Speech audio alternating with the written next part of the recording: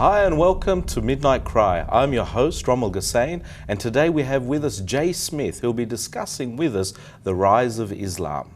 First of all, welcome to the show, Jay. Hey, it's good to be here, Rommel. It's been a couple of years since we've had you on this show. Yeah, it's been about 2 years. A lot has happened since then. What I've been noticing is that a lot of people have been questioning or talking about the emergence of Islam. We had an opportunity to talk about that, and I wanted to actually ask you, can we trust the historicity of Islam?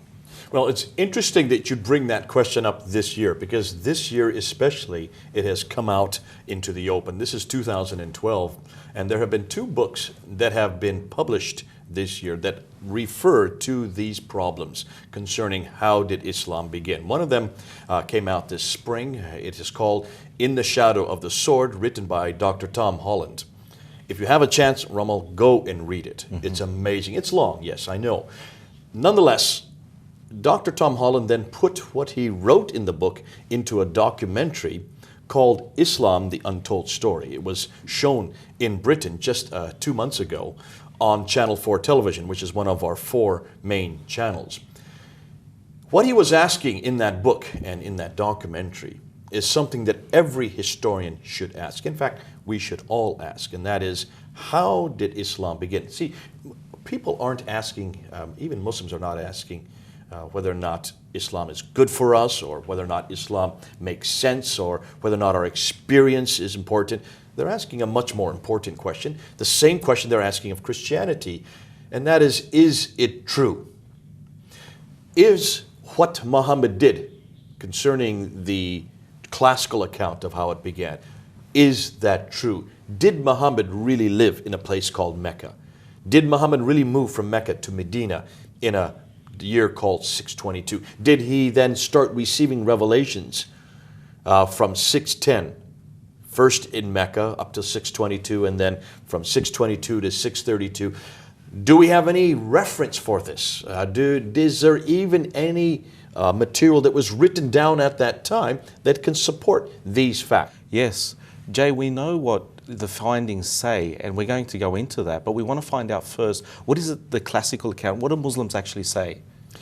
Let's go back to their classical account. And this is the account that everybody has been given. This is what you study when you're in school or university. This is what the Muslims have been assuming existed or has been around for 1400 years. And it all starts with Muhammad being born in 570, that in 610 he was living in a place called Mecca, and he went outside of Mecca to a cave called the Hira Cave, and inside the Hira Cave an angel named Jibril appears to him, says to him, Ikra, recite, read. And he says, Ma'akira, I cannot recite. 3 times he says that, 3 times the angel squeezes him, then lets him go, and he comes back to Mecca, talks to his wife Khadija, his only wife at that time, and recounts what had just happened in the cave. That's what the classical account says. And then as she gives him a test, and she asks him 3 times, has him sit on one leg and asks him, was this an angel or an evil spirit that told you this? He has him sit on her other leg and asks the same question. Then she disrobes. The understanding is if she disrobes, an angel will not stay around. And when then the angel leaves, Muhammad says, no, he's not here anymore. Then she knows that this was an angel that appeared to him. Now, then from there, the revelations start to come pretty fast and furious. And when you look at the Quran, if you look at the Quran, and if you just take the Quran and split it in half, the latter half of the Quran, this part, the revelations come, and they're known as the Meccan surahs. Now, there's some Medina material in here, but more rule of thumb, this material, the second half of the Quran, is all Meccan. This is what the classical account tells us, that all this material here was revealed to him from 610 to 622. In 622, he goes to Medina and then receives this material. From 622 to 632, he receives this material called the Medinan surahs. As he's there in Medina, he tries to create an alliance with the Jews that are there, the Banu Kainuka family, the Banu Nadir family, the Banu Qurayza family. After about 2 years, in 624, that relationship breaks down. He then confronts the Jews. They do not accept him as a prophet. The battles begin. You have the Battle of Badr in 624. You have the Battle of Uhud in 625. You have the Battle of the Trenches in 627. He starts gaining a lot of notoriety, power through these battles. The Medinan surahs that reflect that are much more violent. And then he wants to get back to Mecca. He goes back in around 629. They have an alliance with him, the Meccans, realizing that he is too powerful now. And they have an alliance called the Alliance of Hudaybiyah. And then in 630, he walks into Mecca, just takes it over without firing a shot. And so 630, Mecca comes under his control. And then 2 years later, he suddenly dies while he's there in Medina. We don't know how that happened. Now, you've heard that story. This is not new. Everybody has heard that story. Mecca, the Hijrah from Mecca to Medina, living in Medina from 622 to 632, his problems with his wives, the number of wives that he has, including Aisha, the very young one that he had when he was 53, she was only 9 years old. All these stories surrounding his life, all these stories surrounding how he received the revelation, all these stories which supposedly this book talks about, the Quran, all of these stories is what we know as the classical account. Nobody has ever doubted it. Have you ever doubted it? No, absolutely not. I mean, this is generally the well-accepted understanding of Islam, the rise of Islam. There's no issue. I can't see that there is an issue there. Well, for 1,400 years, no one's questioned what I've just told you. And I'm just giving you a quick smattering. I could go on all day talking about all the different stories surrounding what he did with the Jews, how he confronted the Jews, the problems he had with Asma bin Marwan, the poetess. There's so many stories surrounding Muhammad and what he did in Medina. But here's the problem. Who wrote those stories down? There must have been eyewitness accounts. There must have been people from the first century who had written these things down, perhaps close associates of Muhammad. You would think so, wouldn't you? Yes. Because we have that in Christianity. Yes. You look at the Gospel of Jesus Christ. Matthew, Mark, Luke, John. Who are these people? Mm-hmm. Did they know Jesus? Yes. Well, Matthew did. Yes. John did. Mm-hmm. So everything that Matthew wrote down, everything that John wrote down, were their own eyewitness experience. That's right. John was there at the foot of the cross. John and Matthew were with Jesus for the last 3 years. They were walking with him. They were talking with him. They were eating with him. They went wherever he went. So everything they saw, they wrote down. Mm-hmm. Everything he said, they wrote down. His biography, certainly the last 3 years of his life, are written down. And we call this the Sirah of Jesus. The Sirah of Jesus would be like the Sirah of Muhammad. The Sirah to Rasulullah, that is known as the biography of the Prophet Muhammad, is the first piece of compilation we have in history about the Prophet's life, which would be comparable to Matthew, Mark, Luke, and John. Mark and Luke did not know Jesus. Mark and Luke got their material from those who did know Jesus. Luke was very clear in the first part of Acts, in the first part of Luke. He says, "O Theophilus, I have taken that which you have told me, that which you the disciples have told me. You were there, you saw this. Correct me if I'm wrong." Yes. So almost immediately the story of Jesus' life, almost immediately the story of his sayings are written down by either the eyewitnesses or those who knew the eyewitnesses. We don't doubt that, right? Exactly, yes. And they would have been written between 40, or some say 30 to 40, 50 years. The latest would be John, the Gospel of John, which would be about 50 years, or sometimes some say 60 years after Christ died. So certainly within the first century. And we don't have in fact, that's good, because that means we're getting it from the eyewitnesses. You'd want the same thing for Muhammad, right? I would expect so, yes. There's nothing written in the time of Muhammad. There's nothing written from the century of Muhammad. Well, that's a serious problem. Hold on, it gets worse than that. There's nothing written from the 7th century. Muhammad died in the early 7th century. There's nothing written from the 8th century. We don't get anything written down until 833. That's the 9th century. Wow. The earliest we have for a biography of Muhammad is written down by a man named Ibn Ishaq. Now, he died in 765, which is the 8th century. We don't have any of his material.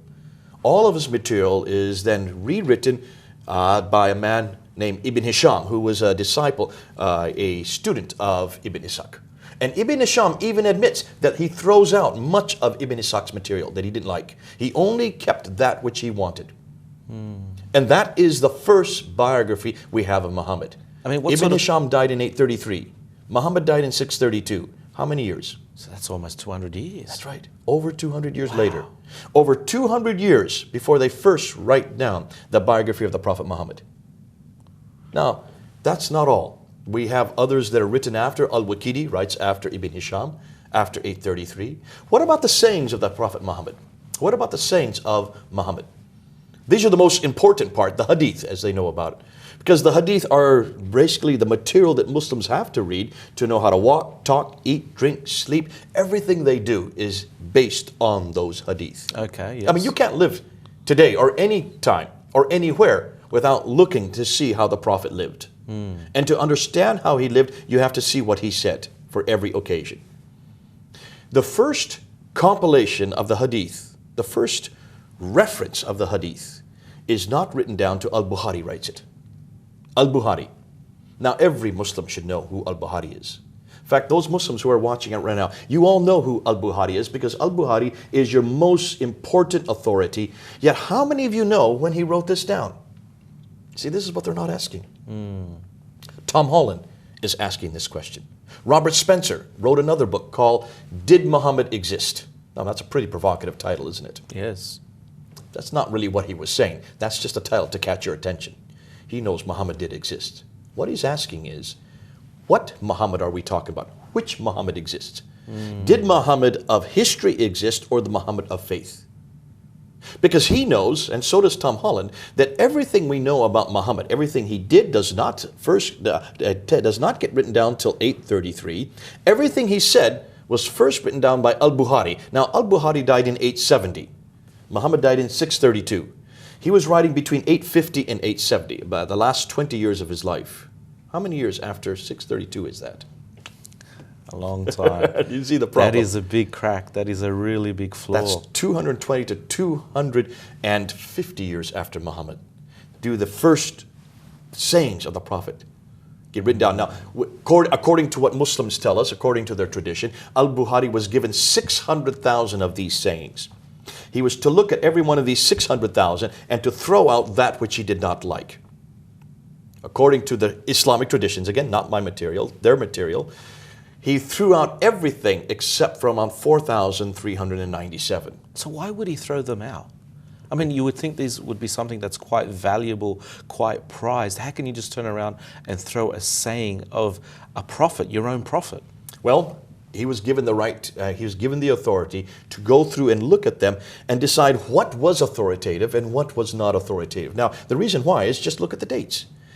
850, 860, 870. Muhammad died in 632. You're talking about over 200 years of what? 200 years of manuscripts that were written down? No. Every one of these he had to look at and he had to decide whether or not they were strong, whether they were weak, or whether or not they were unusable. And on what basis? And he only kept that which was strong, called Sahih. I'm sorry, did I say 4,000? I meant 7,397. 7,397 he retained out of 600,000. That means he threw away 98% of it and only kept 2% of it. Wow. 98% he threw away. Do Muslims know that? See, they don't know this. And Muslims, you need to go back at your own traditions and ask, what in the world happened to that 98%? You'd like to know, what is it he threw out? So this is not a question of Christianity, Islam. We're not even looking at that. All we're simply looking at is whether the history of Islam, as we know it today, whether it's true or not. Absolutely. This is a historical question. This is as neutral as you can get. Anybody should be asking these questions. That's why we're asking it. That's why we're asking it. Muslims need to ask this question. How do you know you're a prophet? How do you know, Muslims, when he lived, what he said, what he did? If everything you're dependent on is from Ibn Ishaq, Ibn Hisham, Al-Waqidi, Al-Bukhari, Sahih Muslim, Ibn Dawud, Al-Tirmidhi, all of these, just take a look at these names. Look at their dates. Al-Bukhari died in 870. Muslim, which we get Sahih Muslim from, died in 875. Tirmidhi, Ibn Dawud, they all die after 870. None of them right before Al-Bukhari. He is the first to write this down. If he throws out 600,000, only retain 7,394 or 397, you've got a problem. Yes. More than that, what else do we know? Well, we also know that this book doesn't really make much sense. It's very hard to read. If you look through it, I don't know if you've had a chance to look through it. I have. I've looked several times, and there's no connection. It's almost nonsensical. It jumps all over the place. Yes, yes. There's no chronology. Yes. There's no story that ends. There's no story that begins. Stories don't end. They don't begin. One story does not follow another. It jumps all over the place. There's no transitional phrase to help you from story to story. So what do you do to find out how to read this book, to understand this book? Where do you go to? You have to go to external sources. And what sources do you go to? Well, the sources you go to are what they call the tafsir. These are the commentaries. The tafsir are the most important material to help unpack this book, to help understand this book. Even scholars today, Muslim scholars, do not understand 20% of this book. Wow. A fifth of this book makes no sense even to the Muslim scholars. So how can you and I understand it if the Muslim scholars don't know it? So we've got to go back to those commentaries, those tafsir. And the first tafsir writer, the first commentary that was ever written, was by a man named Al-Tabari. Al-Tabari is the first commentator who actually unpacks, helps you understand. He goes from verse to verse to verse to verse and shows where this verse was written, how it was written, who wrote it. And how long after was that? Well, he died in 923. Wow. That's the 10th century. So that's 300 years after Muhammad. It's finally written down. The commentaries are finally written down. Can you see that's a problem, isn't it? Yes. If everything we know about Muhammad, if everything we know about how Islam began, what was going on there in Medina and Mecca and all these other places, how the Quran was put together, when this book was written, if everything we know about how Muhammad dealt with the Jews there in Medina, how he dealt with his wives, all the stories surrounding his life, and how even the stories concerning the angel Gabriel and his revelation there in the Hira cave, all these stories, if they don't get written down until the 9th and 10th century, for that was happening in the 7th century, you've got a huge problem. Not only were they written hundreds of years later, they were written hundreds of miles away. Take a look at the names of these people. Bukhari, from Bukharistan. Tabari, from Tabaristan. Where is Bukharistan? Where is Tabaristan? These are not Arab names. These are Persian names. These are names of places in Persia. Wow. Tabaristan and Bukharistan are in what is today Iran and Iraq. That's amazing. Hundreds of miles away, and Yes. hundreds of years later, finally they write down the story of Muhammad. Finally they write down the story of how Islam began. Finally they write down of how this book was put together. But that's 200 to 300 years too late. Exactly. I mean, what are they basing their stories, their understanding on if they were not an eyewitness account? If they did not live in the time of Muhammad himself, where are they retrieving their information from? These are fundamental and very important questions, regardless of what faith. Okay, and that's a question you Muslims need to ask. It's a question you need to answer. And every time I've asked this question to every Muslim, this is what they answer. Every Muslim who hears that question, where did Bukhari get his material? Where did Ibn Hisham get his material? Where did Al-Waqidi, Muslim, Tirmidhi, Ibn Dawud? And look at all the commentaries. Don't just start with Tabari. Go to Baidawi, Zamakhshari, Suyuti, all this whole litany of names that every Muslim knows. They all know these commentators. None of them are earlier than the 10th century. They all come 11th, 12th, 13th. Suyuti comes from the 17th century. So these are much, much later. Where did they get their material from?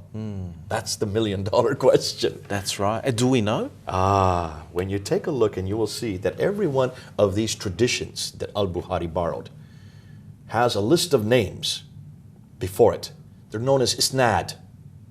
Isnad, it means that this saying, hadith, came from so-and-so, who got it from so-and-so, who got it from so-and-so, who got it from the companion of the Prophet. Okay, so a particular person's name. Just lists of names of where this material came from. Okay. What do we call that? Oral tradition. That's right. It is all based on oral tradition. Which was just passed down. Passed down from Yes. saying, from people hearing it and then repeating it, hearing it and repeating it, hearing it and repeating it. Nothing was written down. Nothing was written down. Now you might say, so what? Oral tradition is great. Let me ask you, have you ever had a birthday party and you go in, my kids had this all the time, and you play what we call Chinese whispers. Yes. Or telephone. Definitely. I tell you something in your ear, You tell the next person, he tells the next person, next. By the time it goes down to about 15 or 20 people, what I have told you and what this person tells me are two different things. It's great fun. I don't know if you've ever had a chance. Different I love story, playing. yes. But within 15 minutes, what I tell you and what he tells me are two different things. That's called oral tradition. And that's the problem with oral tradition. It can be embellished, it can be accreted, it can be deleted. You can change it as you wish, especially if what I tell you is something that's important to you, if it's something about a person that's important to you, especially if it's something to do with your identity as a Muslim. Can you then understand that what we're dealing with, all these traditions concerning Muhammad and concerning the emergence of Islam, have gone through 200 years of oral tradition.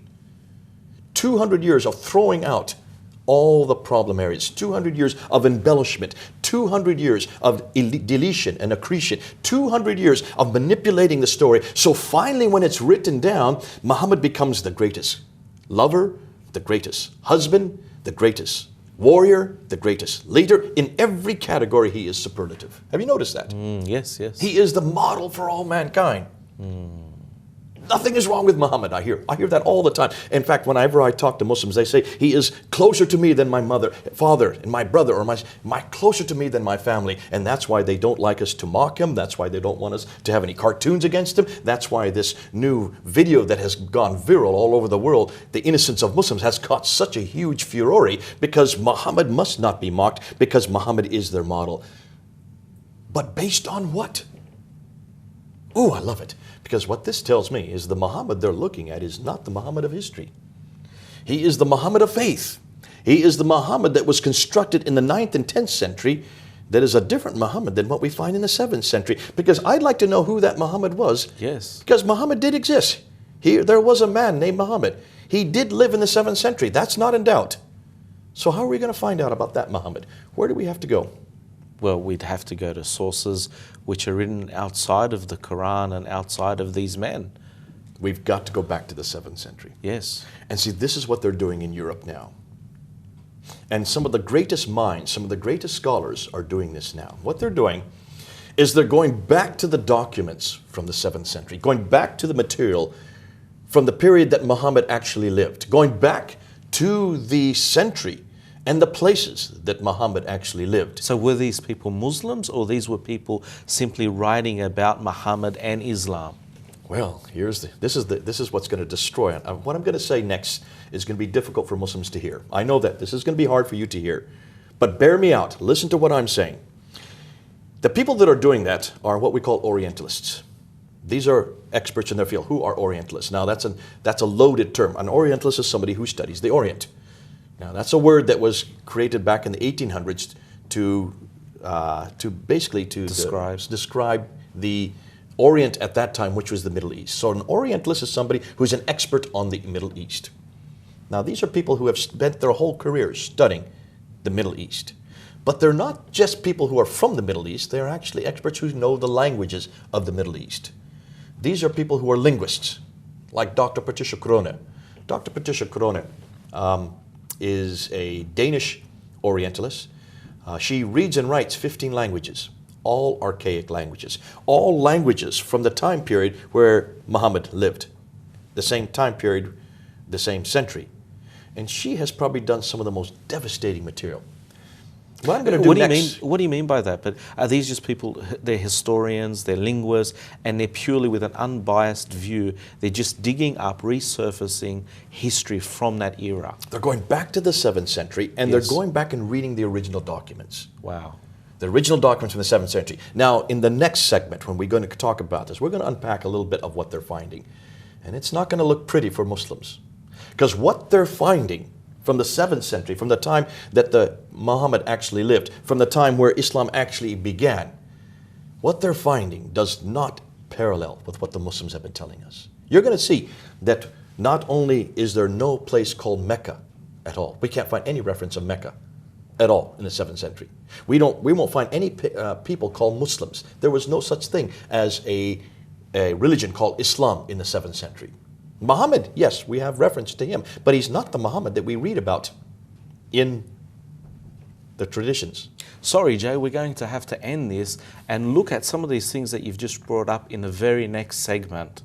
To our viewers, we really hope that you've been able to look at these things and ask yourself whether these things are true. Please, we're not trying to upset or offend anyone here. What we're trying to do here is simply ask the tough questions, the historical questions that should be asked of each and every faith. Please stay in tune for the very next episode of Midnight Cry.